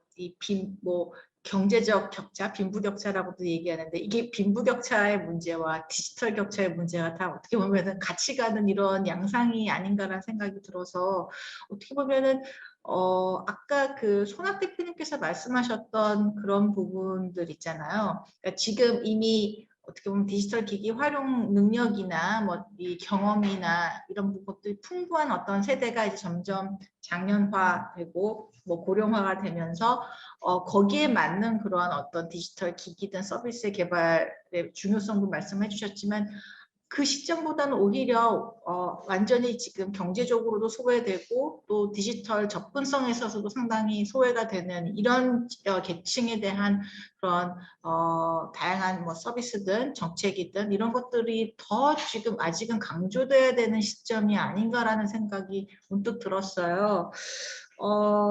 혹시 이제 그런 맥락에서 지금 당장에 그렇다면은 뭐 모바일 기기라던가 뭐 키오스크 같은 이런 그 기기의 보급이나 사용과 관련해서 뭐 어떠한 어떤 일들을 하고 계신지 궁금하고 또 이와 관련된 대처는 좀 어떻게 해야 될 것인지를 약간 좀 이 기업의 시각에서 한번 얘기도 들어보면 좋을 것 같습니다. 예.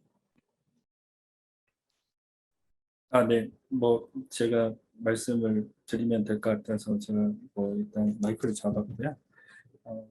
아까 저기 강민정 연구원님이 말씀 주신 여러 가지 이제 지침 뭐 만드신 지침에 대한 내용들을 조금 소개를 해주셨는데 이게 이제 저희가 모바일 또는 키오스크 같은 이런 제품들을 사용함에 있어서 고령자분들이 되게 어렵다, 절벽을 느낀다라고 하지만 사실 저도 키오스크를 사용함에 있어서 상당히 어려움을 느끼고 있는 한 사람이거든요. 이게 무슨 얘기냐면 키오스크도 그렇고 모바일 기기도 그렇고 프로그램도 그렇고 지금 이러한 어떤 소프트웨어적인 어떤 제품이나 서비스를 만드는 주체와 이거를 사용하는 여러 가지 다양한 어떤 소비층 간에 이거를 소화해낼 수 있는 지식이나 노력이 제가 볼 때는 개발 쪽에서 좀 부족한 부분이 있습니다. 무슨 얘기냐면 대부분 이제 젊은 어떤 개발에 임하시는 분들이 연령대가 젊다 보니까 이 취약계층이 느끼는 이 불편함이라는 거를 본인들이 인지를 못하는 거죠. 고려를 안 하는 게 아니라 본인들 자체가 전혀 모르는 거예요. 그래서 뭐 하다못해 글씨를 조금 흐릿하게 하면은 조금 고급스럽게 보이는 부분이 있기 때문에 뭐 약간 회색으로 글씨를 처리하지만 실제 뚜렷하지 않기 때문에 글씨를 읽지 못하는 이런 경우들이 생기고 그다음에 인터페이스 자체가 화면마다 다 변경이 되면 그때그때마다 그걸 익혀내려고 많은 이제 소비를 해야 되는데 본인들은 그게 그렇게 소비스럽지가 않은 거죠. 충분히 직관적으로 파악할 수 있고 아까 말씀 주신 것처럼 아이콘들이나 그 인포그래픽스 같은 것들이 뭐 대중적으로 저 본인들의 세대에서는 이해를 할 수 있지만 고령분들은 그걸 하나하나 다 이해되는데 그게 꼭 고령자뿐만이 아니라 저도 그렇게 나이가 많지는 않지만 저 스스로도 되게 많은 이제 장벽에 지금 시달리고 있고 예전에는 뭐 빅맥 세트 하나 주세요 그러면은 햄버거를 먹을 수 있는 게 지금은 햄버거 고르고 음료 고르고 또 여러 가지 고른 다음에 마지막에 정말로 주문하시겠습니까? 이런 거 어떠십니까? 해서 굉장히 많은 단계에서 버튼 잘못 누르면 처음부터 새로 가고 이런 것들이 있습니다. 그래서 실제 이런 부분들이 개발하는 과정에서 접근성이나 다수의 이제 이용자들에 대한 고려가 지금은 상당히 저는 열악하다라고 보고 있고 이런 부분들이 개발하거나 개발하는 어떤 그런 단계에서 많이 반영이 돼서 이해 당사자들의 어떤 요구사항들을 잘 반영해야 된다라고 생각을 하고요.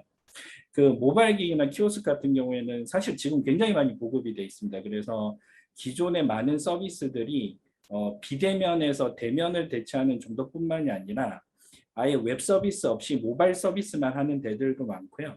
그리고 식당 같은 데서 키오스크를 조정받고 아예 음식을 못하는 부분들도 있습니다. 그래서 이 부분들은 너무너무 많이 지금 보편화가 돼 있는 상황이니까 이런 부분들을 좀 더 포괄적으로 협의를 할 수 있어야 되는데 이 장애인부 그 고령자 부분이나 이 접근성 관련된 부분이 예전에는 뭐 국가기관으로 얘기하면 다양한 부처들이 다 같이 그 이슈들을 모아가지고 일종의 이제 협의체를 구성해서 많이 논의를 했었어요. 그래서 이제 보건복지부 같은 데서 이제 뭐 복지에 관련된 이슈로도 하고 교육부 같은 데서 교육에 관련된 이슈로도 하고 정보통신을 다루는 쪽 뭐 과기부나 이런 데서는 또 진행을 했었는데 지금은 이러한 행동이나 활동들이나 뭐 여러 가지 뭐 예산이나 이런 것들이 각 부처들이 좀 쪼개져 있는 상황이긴 합니다. 그래서 예전에는 이게 공동으로 대응했던 적이 있었는데 지금 그런 게 좀 쪼개져 있어서 그런 부분들이 좀 이렇게 공동 대응을 할 수 있는 국가적인 차원에서 좀 진행이 되면 좋겠다. 그리고 그러한 것들이 기본적인 의식주 생활이나 비대면 환경이 돼 있는 여러 가지 뭐 쇼핑이라든지 교육이라든지 일상적인 생활 삶을 영향인 부분들은 되게 그렇게 이제 정보 차원에서 좀 보강을 해야 될 것 같고요. 그리고 아까 잠깐 말씀드렸지만 지금 법이 장애인 관련된 법이 이번 국회 장애인 국회의원분이 한 3분 들어오면서 굉장히 많은 장애인 관련된 법을 내면서 거기에 이제 취약계층에 대한 내용들이 같이 포함이 돼 있어서 여러 가지 이제 모바일 접근성이나 키오스크에 대한 법제화 부분들을 접근성 법제화를 많이 논의하고 있는데 실제 이제 이러한 것들이 법은 만들어지고 표준은 만들어졌지만 실제 이제 사용해서 보편화되지 않으면 결국 유명무실한 게 될 수 있으니까 지금같이 코로나 상황으로 인해서 저희가 좀 더 긴박한 비대면 상황을 취했을 때 조금 더 이런 기관 쪽에서 이 법적인 근거에 대한 드라이브를 기존보다는 좀 더 강하게 진행을 해야 아까 얘기했던 저희가 고령화에 대한 문제들도 결국은 어느 정도는 저희 사회 쪽에서 좀 더 강제적인 부분들이 적용이 돼야지만 저희가 좀 더 보편적으로 누리고 논의를 할 수 있을 것 같아요. 이게 필요 어느 정도는 한 부분에 대한 강제성이 필요하다고 생각해서 저는 그런 부분을 좀 더 강조가 되면 조금 더 나아지지 않을까라고 제 개인적인 의견을 드려봅니다. 네. 네, 대표님, 그 좋은 지적 같습니다. 사실 이런 사안들에 대해서 좀 더 정부 차원에서 또 입법적인 어떤 노력들을 통해서 이런 것들이 하나의 이 뭐라 그럴까요? 의무화된 프랙티스로 사실 자리 잡는 거 이거 되게 중요할 것 같습니다. 아까 강미정 주임께서 말씀하셨던 그 표준 관련해서 그 표준의 정확한 제목이 고령층 친화 디지털 접근성 표준이라고 이렇게 알고 있는데요. 사실 이런 것도 뭐 제가 잘은 모르겠지만 서울시 차원에서 만들어낸 표준이라면 이것이 갖고 있는 강제성이나 이런 부분들에서는 약간의 제약이 있을 것 같아요. 만약에 이런 것들이 뭔가 정부 정책이나 뭐 또는 법의 어떤 이 제도적인 어떤 뒷받침을 통해서 이게 좀 확산이 된다면 이게 좀 더 우리가 지금 논의하고 있는 그러니까 저희들이 고민하고 있는 이런 부분들을 갖다가 좀 더 해결하는 데 있어서 하나의 좋은 방법이 되지 않을까 싶기도 하고요. 제가 여기서 사실 2개의 질문이 막 갑자기 나오는데 이제 그런 거 관련해서 사실 강민정 주임께서 조금 더 설명해 주시면 되게 좋을 것 같다는 생각이 들었고 또 한편으로는 손 대표님한테 다시 또 돌아가는 질문일 수도 있는데 이와 관련된 그런 논의들이 혹시 ITU라던가 이런 국제기구 차원에서도 혹시 이루어지고 있는지도 좀 궁금합니다. 제가 먼저 손 대표님한테 다시 한번 질문 부탁드리고 그리고 나서 강주임한테 이렇게 가시면 어떨까 싶습니다. 그럼 한번 좀 부탁드릴게요. 네, 뭐 짧게 얘기 드리면 굉장히 많은 논의들을 하고 있고요. 이 논의들을 하게 된 뭐 여러 가지 뭐 이유들이 있겠지만 실제 ITU라는 그 유엔산하 기구의 활동도 지금 많이 디지털화가 되어 있습니다. 그래서 현재 회의 자체도 다 온라인으로 하고 있고요. 그리고 예전에는 개발도상국 지원 사업들을 하는 것도 뭐 이 생필품이나 뭐 우물을 판다거나 기반 산업을 구축한다거나 이런 것들이 많이 됐으면 요새는 이제 정보화 사회다 보니까 그 정보 격차를 해소하는 개발도상국의 지원 사업들도 굉장히 많은 관심과 지원을 하고 있고요. 그래서 그런 부분들에 대한 관심과 노력들은 이미 이전부터 많이 ITU 차원에서도 많이 하고 있고, 일단 제가 또 ITU에서 현재 그 접근성 관련된 국제 표준을 개발하고 있고요. 요즘 추세는 약간 ITU 쪽에서 진행하는 건 기존에 이제 여러 가지 표준들이 나왔는데 그 표준들이 특정한 매체나 디바이스에 좀 종속적인 표준이 많았습니다. 뭐 예를 들면 웹이면 웹 접근성 표준, 모바일이면 모바일 접근성 표준, 뭐 소프트웨어면 소프트웨어 접근성 표준 이런 것들이 있었는데 지금 이제 시대적인 흐름 자체가 4차 산업이 나오면서 굉장히 많은 제품이나 디바이스들이 상호 호환적인 관계에서 이제 서비스를 하기 때문에 특정한 제품이나 서비스에 대한 접근성이 아니라 그러한 환경 자체를 아우를 수 있는 일종의 이제 4차 산업 기반의 다양한 환경들을 소화할 수 있는 이런 쪽의 접근성 이슈가 필요하다. 그래서 뭐 저희가 일상생활에서 스마트홈이나 뭐 스마트 시티 얘기하는 그런 부분들이 다 포함되는 굉장히 다양한 포괄적인 접근성 이슈들을 다루고 있고요. 현재 그 관련된 뭐 예를 들어서 사물인터넷 관련된 표준이나 또는 스마트 시티 관련해서 대중교통 수단을 어떻게 하면은 장애인이나 고령자 같은 취약계층들이 더 잘 이용할 수 있을까? ICT를 활용해서 그런 표준도 개발을 하고 있고요. 최근에는 이제 모바일 디바이스나 여러 가지 키오스크 같은 것들을 하나의 스마트 어플리케이션이라는 확대된 영역으로 잡고 그거를 기준화하는 접근성 표준도 현재 개발 중에 있습니다. 네.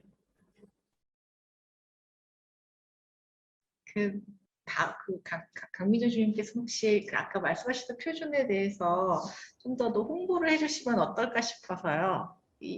딱 지금 시점에서 되게 좋을 것 같습니다. 네, 저희 그 접근성 표준은 그 기존에 그 대표님께서 말씀해주신 것처럼 그 웹 콘텐츠 접근성 지침 국가 표준으로 존재하는 그 웹 콘텐츠 접근성 지침, 모바일 애플리케이션 지침, 무인 단말기 지침 등 여러 가지 국가 표준이 존재하는데 이제 재단에서 이제 개발한 접근성 표준의 차별점을 조금 말씀을 드리고 싶은데 이제 기존에 이제 접근성이라는 개념이 이제 장애인, 고령자, 그리고 어린이 등 이제 정보 취약계층을 모두 포괄해서 모든 계층의 정보에 접근이 가능하도록 이제 포용하는 개념임에도 불구하고 실제 이제 제도가 작동하고 있는 그 웹 콘텐츠 접근성 지침이 그 W3C 장애인의 이제 차별금지 혹은 권리보장 측면에서 발전되기도 했고 이 지침이 적용되고 평가되는 그 검사 항목들을 좀 장애 유형별로 구분을 해보면 그 전매인 시각장애인 분들을 위한 기능들이나 이제 보조기기와의 호환성, 뭐 스크린 리더 기능, 대체 텍스트 제공과 같은 그런 좀 기능적인 요건들의 편중이 되어 있음을 알 수 있습니다. 그래서 현재 접근성 지침의 범위가 좀 개념과는 다르게 현장에서는 좀 장애인 중심의 좁은 범위의 접근성 개념이 적용되고 있다는 한계점이 있어서 저희는 그 대상을 좀 더 확장을 해보고자 고령층에 특징 지어서 좀 연구를 진행을 했고요. 그래서 재단 표준은 고령층 특징에 좀 특화된 항목으로 구성이 되어 있고 좀 물리적인 기능과 같은 그런 요건들을 넘어서서 좀 콘텐츠 내의 인터페이스나 UI, UX 부분을 좀 중점적으로 강조하는 가이드라인이라고 생각해 주시면 좋을 것 같습니다. 네, 감사합니다. 제가 여기서 드는 생각이 이거는 뭐 아주 지난 얘기일 수도 있는데요. 우리나라가 워낙에 이 인터넷 인프라가 워낙에 뛰어난 나라잖아요. 그러다 보니까 저희가 그 PC 웹 환경에 되게 다양한 기능들이 되게 쉽게 구현이 되는 거예요. 워낙에 이게 브로드밴드 이게 잘 되어 있으니까. 그러다 보니까 오히려 다른 나라에서는 그 PC 웹 환경은 상당히 심플하고 그 어떻게 보면 역설적으로 이용자 친화적인 면이 있다면은 우리나라 거는 오히려 되게 뭐 들어가면 뭐 복잡한 동영상에 뭐 온갖 팝업 창이 뜨고 이렇게 되게 화려한 그래픽스 이런 것들이 이제 어떻게 보면 역설적으로 디지털 환경의 어떤 매력이기도 하지만 또 사실은 이용의 맥락에서 봤을 때는 특히 뭐 어떤 뭐 시각 기능이나 뭐 이런 사용 기능 같은 것들이 저하되는 그 이 계층의 입장에서 봤을 때는 달갑지만 않을 수도 있었겠다라는 생각이 들었습니다. 어떻게 보면 그런 부분에 대해서 좀 더 세심한 정책적 고려 같은 것들이 분명히 들어가야 될 부분이 있을 것 같고요. 그리고 어떻게 보면은 이런 표준들이라는 것들이 앞으로는 좀 더 아까 그 모두에 말씀 주셨듯이 이미 어느 정도의 그 이 디지털 기기 활용 능력을 갖고 있는 계층들이 이제 점점 더 고령화가 되었을 때는 또 어떤 발생하는 다른 어떤 그런 사용의 이슈들도 있을 텐데 이런 부분들이 또 잘 반영이 되면 좋겠다는 생각도 해봤습니다. 저희 계속 저 혼자만 얘기를 하는데 패널 분들도 얼마든지 질문하실 수도 있다는 말씀 제가 계속 드리고요. 지금 저희 이 채팅창에서 질문도 들어오고 하고 있어요. 근데 특히 그 디지털 잠깐만. 서울시 50 플러스 재단의 그 교육 프로그램 과정에 대해서 되게 궁금해 하시는 제 생각엔 젊은 시청자이신 것 같아요. 부모님한테 그런 프로그램을 소개하고 싶다고 그렇게 질문을 주신 분도 있는데요. 그와 관련해서 사실 좀 더 어떻게 보면은 근본적인 질문일 수도 있는데 이 디지털 변화로 인해서 노인들이 어떻게 소외되고 있는지 그리고 이런 부분들을 우리가 좀 이 문제를 해결하기 위해서 어떠한 것들을 고민해야 될지에 대해서 황현주 센터장님한테서 조금 부탁드리고요. 그러면서 또 마무리에는 또 그런 지금 그 센터에서 하고 계시는 그런 프로그램에 대한 설명도 조금 더 해주시면 좋을 것 같습니다. 부탁드릴게요. 네, 이 디지털 문제라는 게 참 어려운 것 같습니다. 그래서 디지털 변화로 인한 노인들의 소외가 사실 뭐 저희가 계속 오늘 내내 하고 있는 이야기들이지 않습니까? 정말로 뭐 커피 한 잔 마실 수 없고 밖에 나가서 햄버거도 사 먹을 수 없는 그런 구조가 되어 버렸잖아요. 그래서 이런 소외를 결국은 풀어가려면 아까 디지털 스마트폰에 대한 보급률 자체도 많지 않아서 놀랐다라고 얘기하시지만 그 취약계층을 대상으로 정부 입장에서는 스마트폰을 무료로 다 무상 지원을 하는 정책도 사실은 있습니다. 그런데 그분들이 스마트폰 기기가 있다고 해서 이것을 자유롭게 사용할 수 없을 뿐만 아니라 이 요금제라는 부분에 대한 어려움들이 사실 있습니다. 그래서 국가적으로 우리나라가 굉장히 무료 와이파이도 많이 되어 있고 또 저소득층을 대상으로 온라인 요금제를 지원하고 있긴 하지만 결국은 이런 소외를 방지를 하려면 스마트폰 기기의 보급과 또 이러한 요금제에 대한 지원이 사실은 어느 정도 고령층에게는 있어야지 그들이 마음껏 그 안에서 만져보고 이 기기를 결국은 익혀야지 심리적인 접근이 완화가 되고 그것이 바깥으로 나가서의 생활과도 민첩하게 연결이 될 수 있다고 보여집니다. 그래서 정책적으로는 아까도 말씀드렸지만 저소득층을 대상으로는 분명히 기기 보급이라든지 요금제가 지원되고 있지만 이것들이 조금 더 확대가 돼서 조금 다 많은 고령자들이 요금제 걱정 없이 사실은 기기를 좀 누릴 수 있었으면 좋겠다. 그런 노력을 지금 하고 있다라고 말씀을 드릴 수 있고 또 하나는 사실은 우리가 그 온라인 그 스마트폰 보면서 정보화 뭐 뉴스를 검색하고 좋아요를 누른다고 해서 이것을 디지털 역량이라고 별도 표현하지 않거든요. 그러니까 정말 디지털 안에서 내 생활의 저변을 확대할 수 있는 교육이 필요한 거는 정말 맞는 것 같습니다. 그래서 이런 디지털 소외의 대체 방안은 1:1 교육이 너무 중요하고 또 하나는 앞으로의 사회가 점점 스마트 도시화 된다는 점입니다. 물론 지금 50, 60 세대 세대는 고령층에 비해서는 디지털 친화가 굉장히 높긴 하지만 분명히 그 안에서도 어려우신 분들이 있어요. 그런데 이제 앞으로 그분들이 고령화가 됐고 고령 사회가 됐을 때 우리 사회는 더 많은 AI와 모든 것들이 디지털화 됐을 때 이것을 지금부터라도 접근이 어려우면 결국 내가 고령자가 됐을 때 또 하나의 소외가 나올 수 있거든요. 그러니까 지금 5060도 사실은 어떤 시기로든지 정말 의무화, 강제화해서 디지털 역량을 키워야 된다. 그래야지 그게 나중에 내가 고령층이 됐을 때에 이 스마트 도시, 스마트 복지 안에서의 혜택을 누리고 기계를 활용하면서 살 수 있다라고 저는 말씀드리고 싶습니다. 그러니까 정부가 지원하는 측 하나랑 그다음에 당사자들도 어쨌든 이것이 내 생활과 직결되어 있는 문제다라는 생각을 하면서 교육에 임해야 된다라고 말씀을 드릴 수 있고 또 하나 이제 많이 궁금해하시는 교육 프로그램들은 일단 아까도 말씀드렸지만 내가 목적화하지 않으면 사실 교육으로 들어오기가 쉽지가 않아요. 그런데 이제 어머니들이나 아버님들한테 이제 젊은 층에서는 꼭 배워야 된다. 지금 당장 필요가 없을지 모르지만 해야 된다라고 좀 말씀해 주셨으면 좋겠고 또 하나 지금 질문 보니까 저희 재단에서 하고 있는 학습 지원단이라든지 이 세대 이음단이라든지 디지털 재단에서 하고 있는 어디나라든지 이러한 고령층에 있는 노인분들을 가르치거나 강사로 활동하려면 어떻게 해야 되느냐는 질문이 있는데 기본적으로 한글도 쓸 줄 아셔야 되고 왜냐하면 모든 게 이제 디지털화 돼 있잖아요. 내가 내 활동을 하고 있는 걸로 한글로 막 정리를 해야 돼요. 학습 지원단으로 일을 하시려면 그래서 그런 디지털 역량을 그래서 길러야 된다라고 말씀을 드릴 수 있고 또 하나 이제 우리가 온라인 유튜브를 들어갔을 때 이게 어떠한 구조로 되어 있는지 내가 정말 좋아요를 누르고 내가 내 의사 표현을 할 수 있는지의 정도 수준 이런 것들이 필요하다고 볼 수 있고 또 하나 노인분들이나 어르신들을 가르치려면 오픈 채팅방 같은 것도 관리하실 수 있어야 돼요. 그러니까 이게 굉장히 내가 카톡은 서로 주고받고 좋은 글은 주고받지만 오픈 채팅방까지 그럼 내가 관할할 수 있느냐라는 건 좀 다른 문제죠. 그래서 이런 식의 디지털 역량이 소소하게끔 필요하다.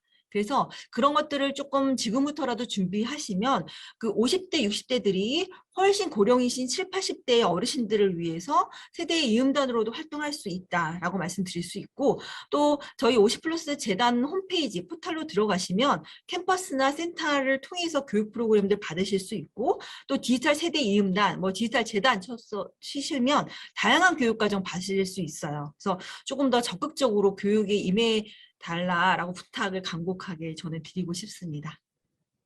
감사합니다. 네, 감사합니다.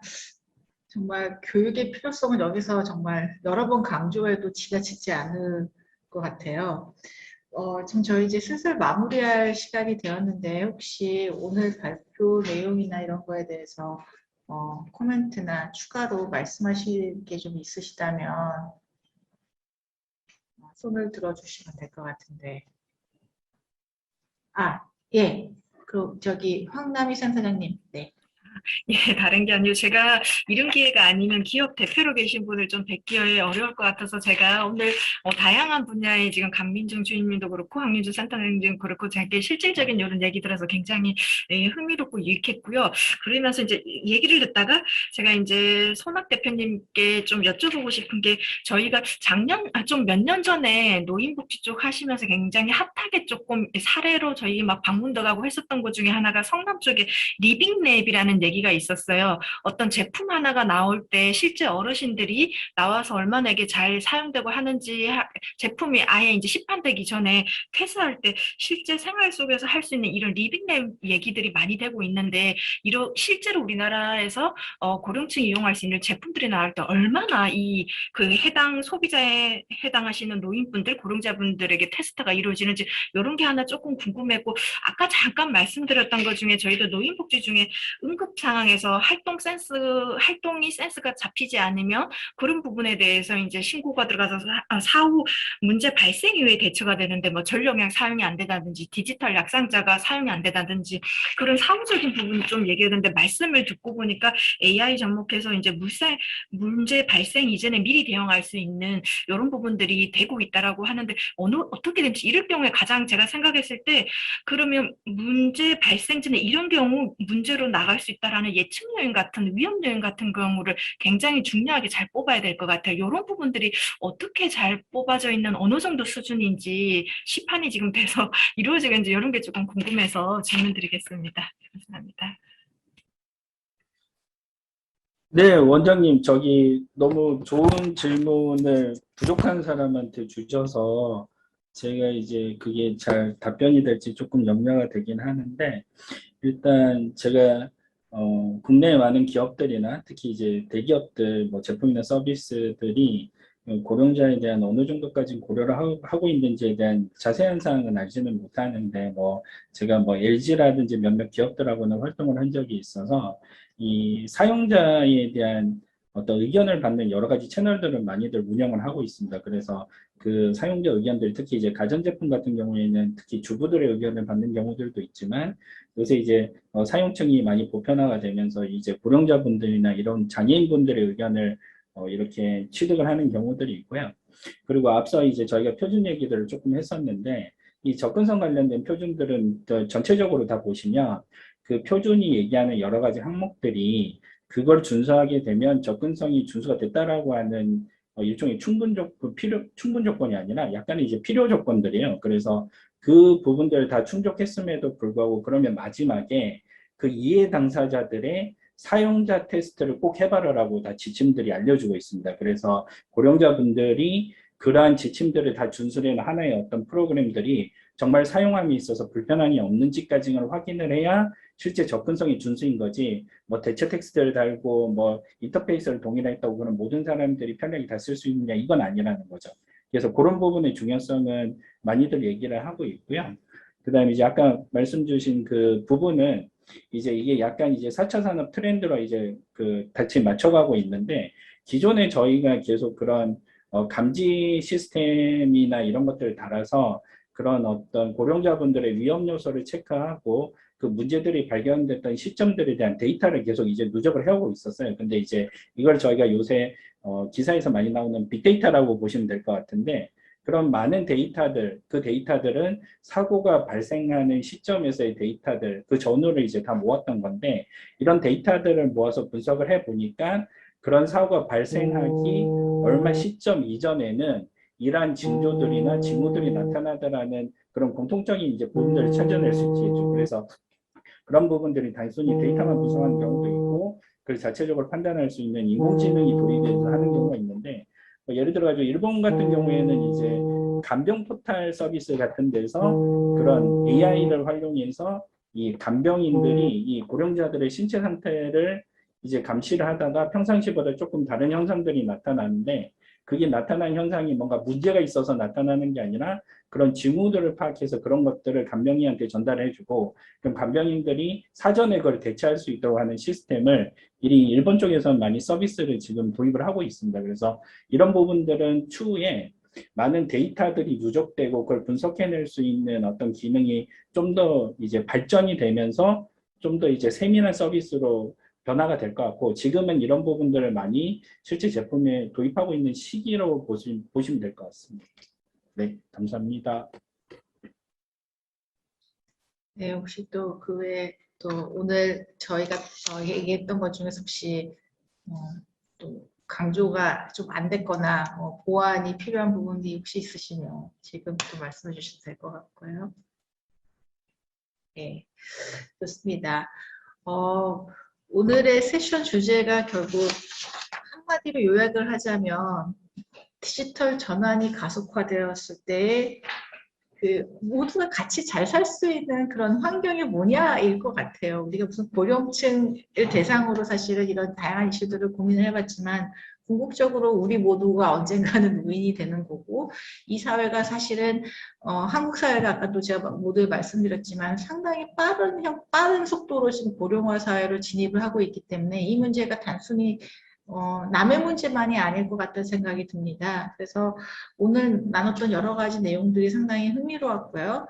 어떻게 보면 아직까지 우리가 극복해야 될 물리적인 격차의 부분도 있겠지만, 어떻게 보면은 더 근본적인 거는 이제는 더 이상 인풋의 문제가 아니라 활용의 문제가 정말 커졌다. 이렇게 저는 생각이 들고 이 활용을 어떻게 하면은 조금 더 끌어낼 수 있을까에 대해서는 정부에서 해야 되는 정책적인 고민들도 있겠지만 또 사실은 그 고령층 당사자들의 인식 그리고 적극성 이런 것도 사실 또 되게 중요한 문제이다라는 생각을 좀 했어요.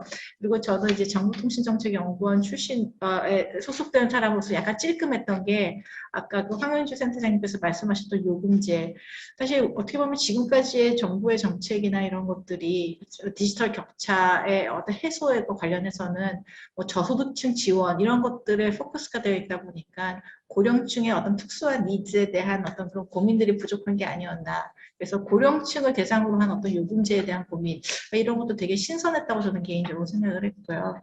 그리고 이러한 논의들이 단순히 우리나라만의 문제가 아니라 어떻게 보면 전 세계적으로 같이 고민하는 문제인 것 같고 이 부분에 있어서는 더욱더 이런 이슈들이 정책의 그 기획 단계에서부터 뭐 아니면 서비스나 제품의 개발 단계에서부터 고민이 되고 반영이 돼야 되는 그런 어떤 인류적인 문제가 아닌가 이런 생각도 해봤습니다.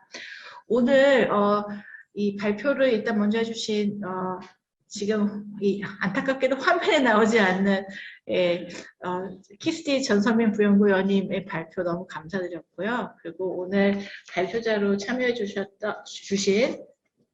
한국보건사회연구원의 황남희 센터장님, 그리고 서울디지털재단의 강민정 주인님, SE코리아 손학 대표님, 그리고 서울시 50플러스 재단의 황윤주 센터장님, 오늘 긴 시간 참여해 주셔서 너무 감사드리고요. 좋은 말씀 주셔서 감사드립니다. 그리고 비대면으로 오늘 세션을 참여해 주신 또 밖에 계신 많은 분들 오늘 끝까지 같이 해주셔서 너무 감사드립니다. 그러면은 이상으로 오늘 첫 번째 세션 마치도록 하겠습니다. 감사합니다.